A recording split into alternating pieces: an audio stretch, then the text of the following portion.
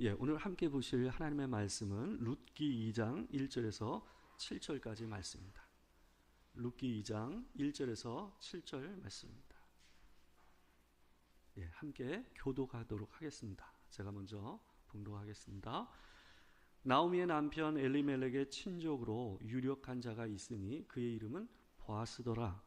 모압 여인 룻이 나오미에게 이르되 원하건대 내가 밭으로 가서 내가 누구에게 은혜를 입으면 그를 따라서 이삭을 줍겠나이다 하니 나오미가 그에게 이르되 내 따라 갈지어다 하매 룻이 가서 베는 자를 따라 밭에서 이삭을 줍는데 우연히 엘리멜렉의 친족 보아스에게 속한 밭에 이르렀더라.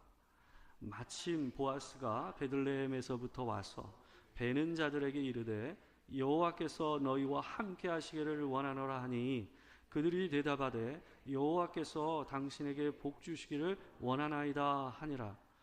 보아스가 베는 자들을 거느린 사환에게 이르되 이는 누구의 소녀냐 하니 베는 자를 거느린 사환이 대답하여 이르되 이는 나오미와 함께 모압 지방에서 돌아온 모압 소녀인데, 다 같이 읽겠습니다. 그의 말이 나로 베는 자를 따라 단 사이에서 이삭을 줍게 하소서 하였고 아침부터 와서는 잠시 집에서 쉰 외에 지금까지 계속하는 중이니이다. 아멘.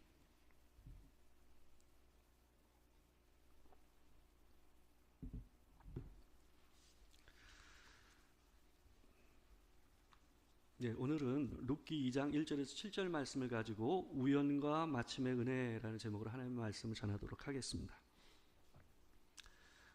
작년 11월에 여기서 가까운 여의도에 있는 현대백화점에서 그 엘리베이터 안에서 60대 남성이 갑자기 심장마비로 쓰러지는 일이 있었습니다. 그런데 그 옆에 우연히도 한 간호사가 있었어요. 근데 이 사람이 세브란스 병원의 이 심장내과 임상 전문 간호사였다고 합니다. 그래서 엘리베이터 안에서 이 여인이 한 1분 이상 이 CPR을 갖다가 하면서 이분이 정신이 돌아오는 일이 있었다라는 소식을 우리가 기사와 뉴스에서 본 적이 있습니다. 이 엘리베이터에 이 남성분이 우연히 그 엘리베이터에 타지 않았다면, 그리고 그 엘리베이터에 마침 그 심장내과 전문 간호사가 타지 않았다면 이 사람이 생명을 다시 얻는 그런 일이 있을 수 없지 않았겠습니까? 우리 인생에는 이와 같이 우연과 마침이 교차하는 아주 극적인 경험을 하는 일들이 인생 안에는 늘 있습니다. 웨스트민스터 신앙고백서를 보게 되면 우리의 삶 가운데서 하나님께서 섭리하시는 일과 관계돼서 세 가지 경우를 갖다가 얘기하고 있습니다. 필연적으로 하나님께서 이 땅 가운데서 하나님의 뜻을 이루어 가시는 섭리가 있고, 사람의 임의적인 행위, 사람의 선택이죠. 자기의 생각과 자기의 뜻을 따라서 선택한 행동을 따라서 하나님께서 하나님의 섭리, 하나님의 선하신 뜻을 이 땅 가운데서 구현하신다라는 얘기가 나오고요. 또 하나, 마지막 세 번째는 사람이 의도한 행위가 아니에요. 그냥 우연히 그 일을 하게 된 거예요. 그리고 우연히 그 상황에 있었던 거예요. 그런 그 우연이라는 일을 통해서 하나님께서 또한 그분의 뜻을 이루어 간다라는 얘기를 웨스트민스터 신앙고백서에서 얘기를 하고 있습니다. 이 필연이라는 것은 반드시 무엇이 이루어지는 것과 관계되는 거죠. 이거는 이럴 수 있고 저럴 수 있는 문제가 아닌 거예요. 그 필연이라는 것은 솔직히 사람에게 속한 게 아닙니다. 그것은 하나님에게 속한 일입니다. 그분이 이 땅 가운데서 하시고자 한다면 그 일은 우연이 될 수가 없어요. 필연이 될 수밖에 없죠. 이 우연이라는 것은 사람이 이 땅 가운데서 자기가 의도하지 않는 가운데서 하게 되는 행위들을 얘기하는 거예요. 자기가 의도한 일이 아님에도 불구하고 어떻게 한 행위가 그것이 어떤 결과를 낳게 되는 일들을 가르쳐서 우연이라고 얘기합니다. 또 하나의 경우는 바로 자기가 직접 선택을 하고 의지적으로 이렇게 하겠다 해가지고 한 행동, 그걸 임의적인 행동이라고 합니다. 이와 같이 이 세 가지의 경우가 어우러져서 이 땅 가운데서 하나님의 뜻이 구현되어져 가는 일들이 일어나고 있습니다. 오늘 본문을 보게 되면 바로 이 세 가지, 필연과 우연과 임의적인 사람의 선택의 행동이 어우러져서 하나님의 은혜가 이 땅 가운데서 구현되어져 나가고 있는 모습을 볼 수가 있어요. 오늘은 이 필연과 우연과 임의적인 행동을 통해서 우리에게 어떻게 하나님의 은혜가 흘러들어오는가 하는 것에 대해서 생각해 보기를 원합니다. 룻은 낯선 이 어머니의 고향에 돌아왔지만 움직이지 않을 수가 없었습니다. 늙은 어머니만 바라보고 있을 수가 없었어요.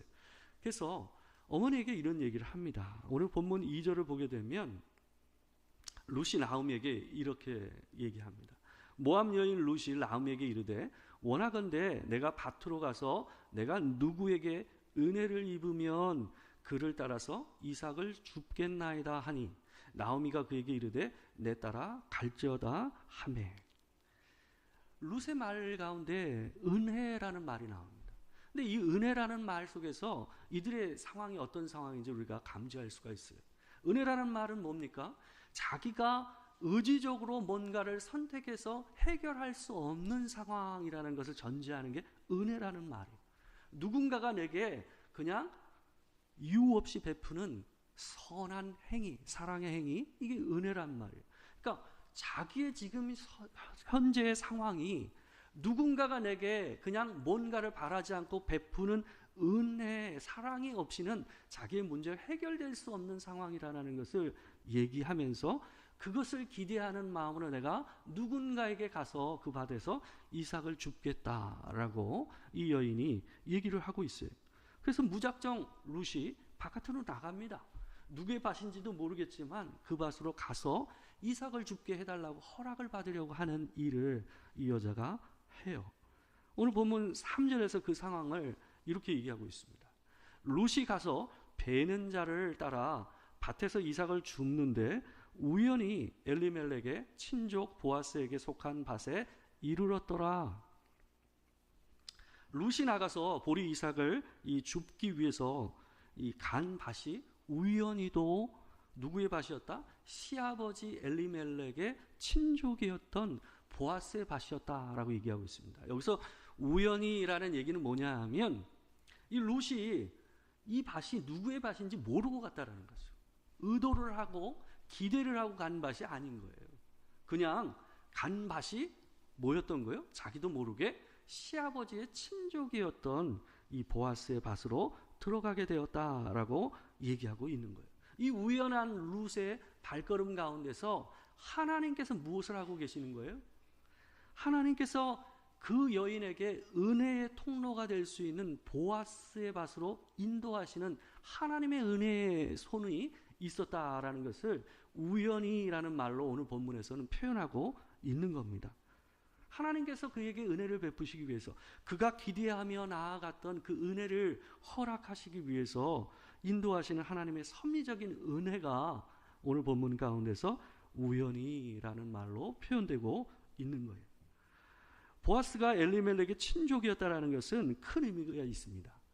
이스라엘 사람들이 가나안 땅에 처음 들어갔을 때에 지파별로 땅을 분배하잖아요.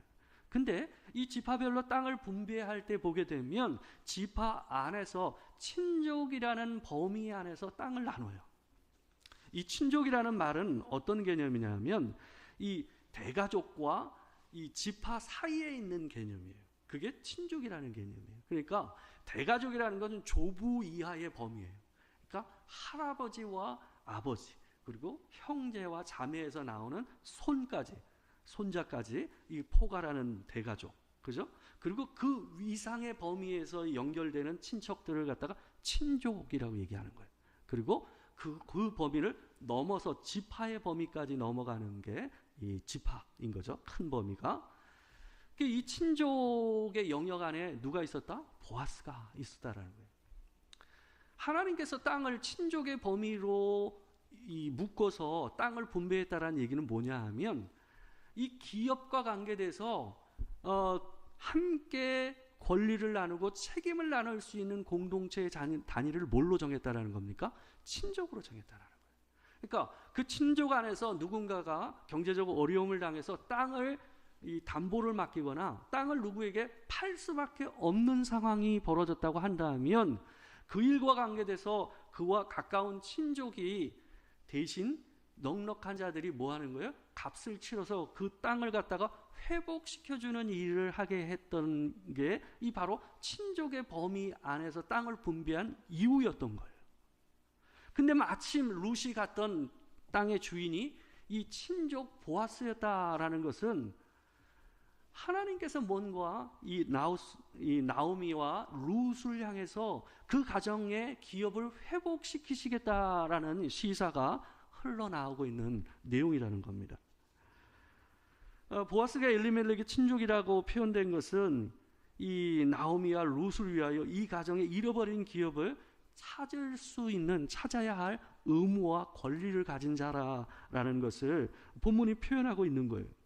룻이 우연히 보아스 소유의 밭에 들어갔다는 말은 마치 엘리베이터에서 본인이 심장마비로 쓰러졌는데 그곳에 누가 있었다? 간호사가 있었다라는 것과 동일한 의미를 갖는 겁니다. 우연함 속에서 하나님의 은혜가 흘러내리고 있는 거죠. 이때 마침 그 밭에 보아스가 도착합니다. 그 상황을 본문 4절이 얘기하고 있어요. 본문 4절이 있는 데만 우리가 같이 한번 읽어보겠습니다. 4절만 같이 읽겠습니다. 마침 보아스가 베들레헴에서부터 와서 베는 자들에게 이르되 여호와께서 너희와 함께 하시기를 원하노라 하니 그들이 대답하되 여호와께서 당신에게 복 주시기를 원하나이다 하니라. 시기적으로 여기 이 본문을 보게 되면 마침이라는 표현이 나오는데 이 마침이라는 히브리어는 어떤 의미를 갖고 있냐면 두 가지 경우에 써요. 그러니까 시기적으로 바로 그때에 라는 의미를 가질 때가 있고요. 또 하나는 시기는 같지 않지만 놀랍게도 그때의 마침 이런 의미를 갖는 표현으로 쓰일 때가 있어요. 근데 오늘 본문을 보게 되면 바로 그때라는 의미를 갖지는 못해요. 왜 그러냐 하면 밑에 PPT에 있는 밑에 7절을 보시게 되면 무슨 말이 나옵니까? 아침부터 지금까지라는 표현이 나와요. 그러니까 보아스가 자기 밭에 잘 익숙하지 않는 처녀가 와 있으니까 그 처녀가 누군지에 대해서 사환에게 물어봤어요. 그러자 그 사환이 그 여인에 대해서 얘기하는 내용 가운데 보게 되면 이 여자가 와서 부탁한 내용과 더불어서 그 이후에 아침부터 지금까지 이 여자가 이 밭에 있었다라는 얘기를 하고 있습니다. 그 얘기는 뭡니까? 그 얘기는 룻이 온 바로 그때에 보아스가 도착했다는 얘기가 성립이 안 된다는 얘기예요. 그러니까 그 말은 여기서 이 단어가 어떤 의미냐 하면 놀랍게도라는 의미로 쓰이고 있다라는 얘기예요.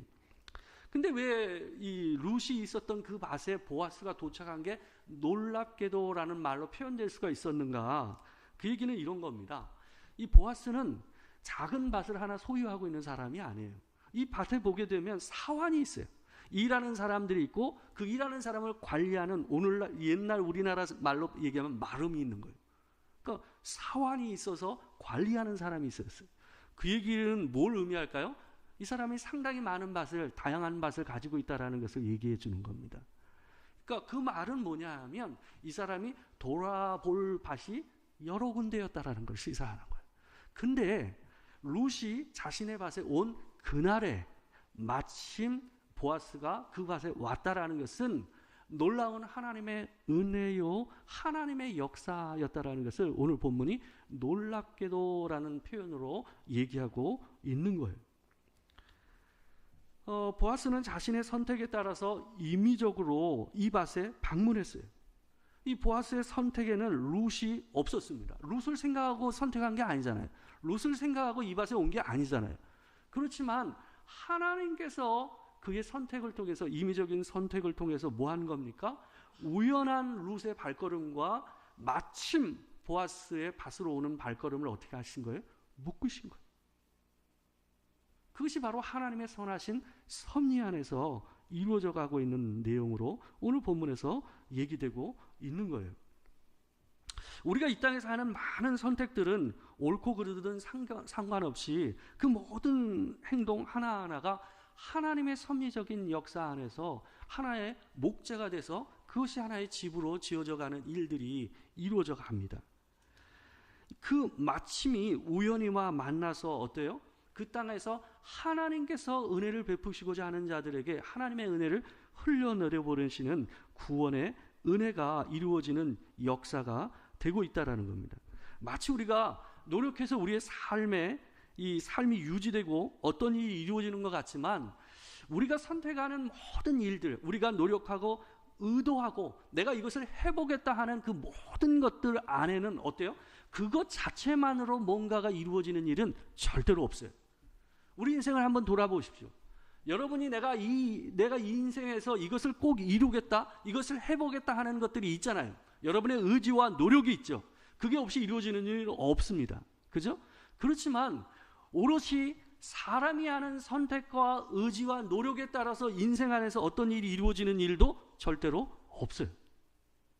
모든 사람들이 하는 선택과 의지와 노력 안에는 항상 뭐가 만나요? 우연과 마침이라는 하나님의 은혜가 함께 어우러지면서 그 일이 이루어진다라는 것을 우리는 인생을 오래 살수록 알게 되는 거예요. 생각을 해보십시오.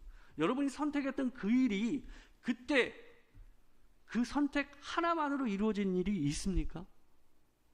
여러분이 올해 안에 하나님 앞에서 소원하고 그 일을 따라서 열심히 내달린 일들이 있을 겁니다. 그 일을 이루고자 하는 것들이 있었겠죠. 그렇지만 그 일이 여러분의 노력과 의지와 선택에 따라서 그 일이 이루어졌어요? 그렇게 갑니까? 인생은 그렇게 가지 않아요. 그 일이 이루어지는 과정 가운데서는 생각지 않았던 일들로 인해서 그 일이 어그러지기도 하고 생각지 않았던 일로 인하여 어때요? 바뀌기도 해요. 항로를 바꿔서 전혀 생각하지 못하는 방향으로 꺾이는 일들이 일어난다는 말이죠. 그 가운데서 하나님의 우연히와 마침의 은혜가 우리 인생 가운데 함께 임하면서 하나님 안에서 그 일이 목적을 이루는 일로 이루어지는 것이 우리의 인생이다라는 것을 우리가 기억을 해야 한다는 겁니다. 언제나 하나님 앞에서 우리는 계획을 하고 하나님 앞에서 뜻을 세우고 그 일을 해야 합니다. 그렇지만 언제나 하나 더 기억해야 되는 것은 그 일을 이루기 위해서 노력하고 그 뜻을 세울 때에 하나님의 은혜와 그분이 우리에게 베푸시는 마침과 우연히의 은혜가 있지 않고서는 그 일이 이루어지지 않는다라는 것을 늘 기억해야 한다는 겁니다. 그 은혜가 우리와 함께함으로 우리의 인생이 하나님의 뜻을 따라서 삶의 목적을 이루어지는 방향으로 가게 될 줄 믿습니다. 또 하나 우리가 생각해 봐야 되는 것은 오늘 본문을 통해서 우리가 볼 수 있는 것은 하나님께서 우리의 삶에서 이루어 가시는 우연과 마침의 은혜와 함께 그 뜻에 부합하게 움직이는 우리의 모습도 중요하다라는 것을 우리가 오늘 본문을 통해서 볼 수가 있습니다. 하나님께서 우리에게 은혜를 베푸시길 원해도 룻처럼 그 하나님의 은혜를 갈망하는 마음과 적극적인 행동이 없다면 아무 소용이 없다라는 것을 우리가 오늘 본문을 통해서 볼 수가 있어요. 룻은 처음부터 밭으로 가면서 어머니에게 뭐라고 얘기했습니까? 누군가가 내게 은혜를 베풀어 준다라는 것에 대한 이 갈망과 기대를 안고 밖으로 나갔습니다. 그의 의지가 이 하나님의 은혜를 바라는 룻의 의지가 얼마나 강했는지 우리가 볼 수 있는 것은 오늘 본문 7절의 사안의 말을 보게 되면 그 부분을 명확히 알 수가 있습니다. 우리 같이 한번 읽어보겠습니다. 자, 시작. 그의 말이 나로 베는 자를 따라 단 사이에서 이삭을 줍게 하소서 하였고 아침부터 와서는 잠시 집에서 쉰 외에 지금까지 계속하는 중이니이다. 룻은 사환에게 벼를 베는 자를 따라서 단 사이에서 이삭을 줍게 해달라라고 요청을 합니다. 근데 이 말이요, 그 당시의 문화에서는 굉장히 이 과한 요구였습니다. 보통 그 당시에 추수를 어떻게 했냐면 남자들이 단을 갖다 따라가면서 단을 갖다 베요. 그리고 그 단을 땅에다 내려놓고 다시 또 앞에 가서 베는 일을 합니다. 그럼 그 뒤를 누가 따르냐 하면 여자들이 따라가면서 그 단을 묶었다고 합니다. 그래서 오늘 본문 뒤에 가게 되면 소녀와 소년의 역할이 나눠져서 얘기되는 부분들이 뒤에 나오거든요. 그래서 그 뒤를 연이어서 가요.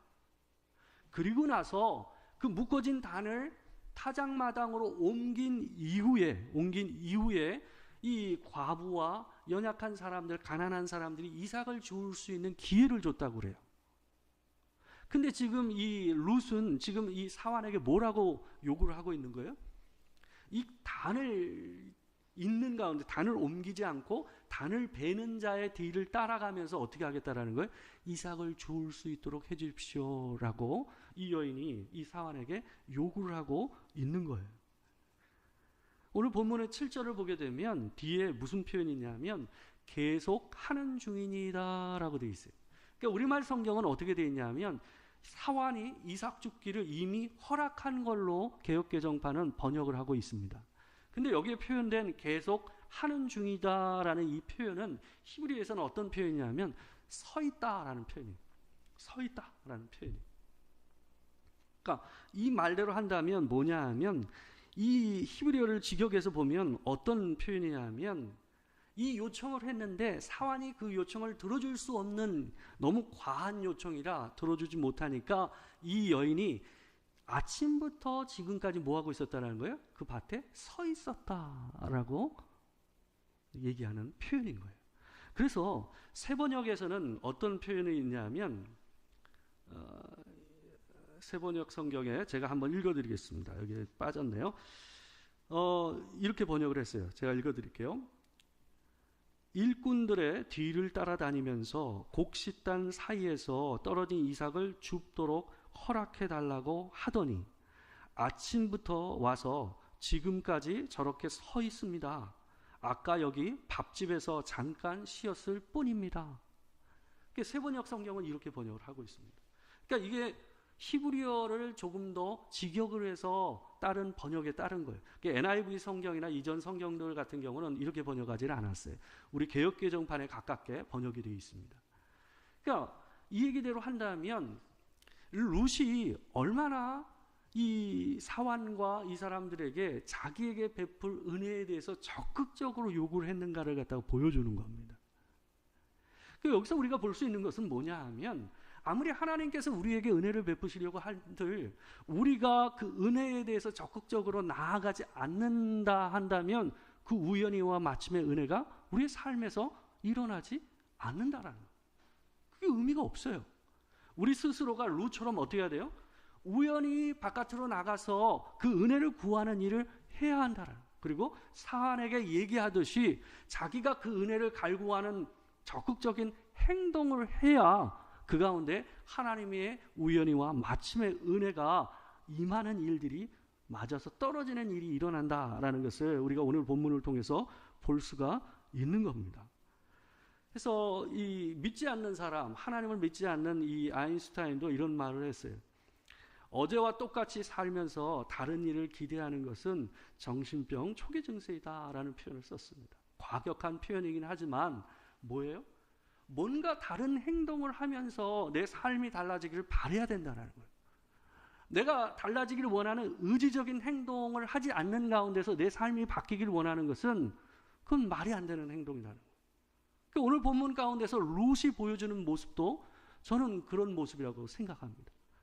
마음에 낭망하여서 이곳이 내가 속한 민족이 아니다, 내 공동체가 아니라는 생각이 앞섰다고 한다면 룻이 과연 바깥에 나가서 이 사람들에게, 낯선 이 민족에게 나아가서 자기를 도와달라고, 내게 은혜를 베풀어 달라고 얘기할 수 있었겠습니까?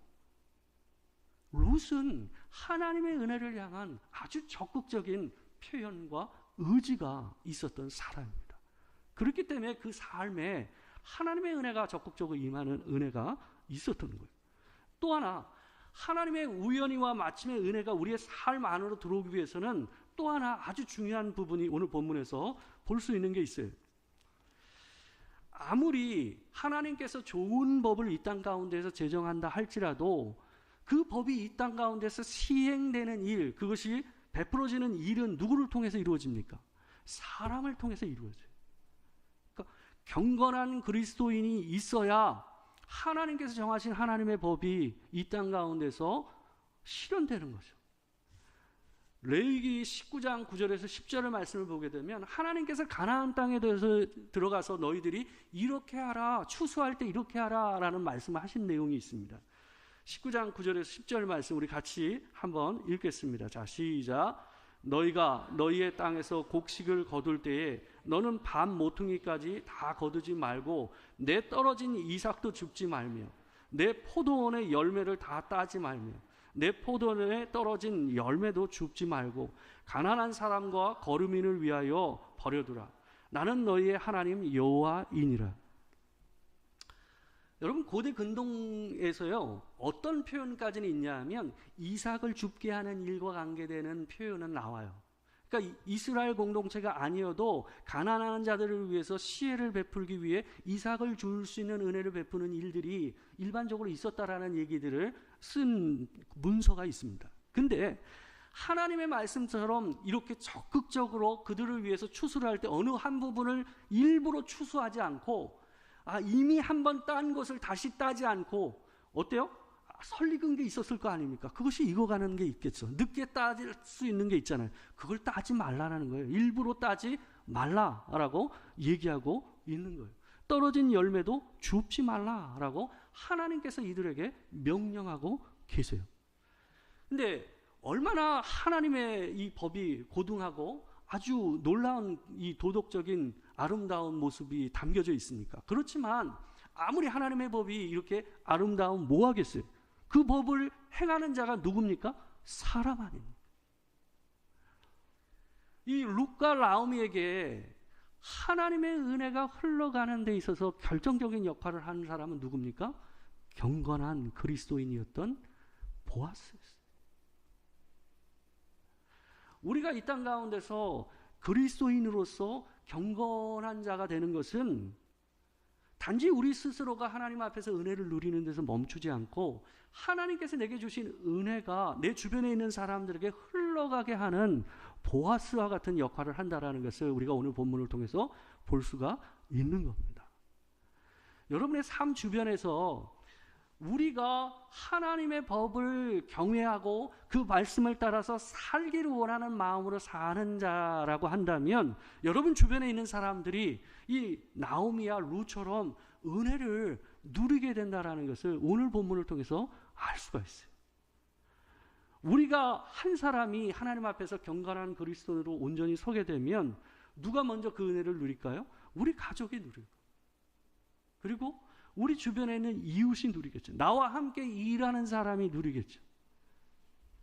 그리고 이 교회 공동체에 있는 지체들이 그 은혜를 함께 누리게 될 줄 믿습니다. 우리가 한 주를 또 살면서 하나님께서 우리 인생 가운데 주시는 우연히와 마침의 은혜가 함께하기를 주의 이름으로 축원합니다. 더불어 우리 스스로가 이 땅 가운데서 보아스가 돼서 하나님께서 우리에게 주시는 그 은혜를 흘려보낼 수 있는 하나님의 거룩한 사람으로 사시는 복이 여러분과 제게 있기를 주의 이름으로 축원합니다. 기도하겠습니다.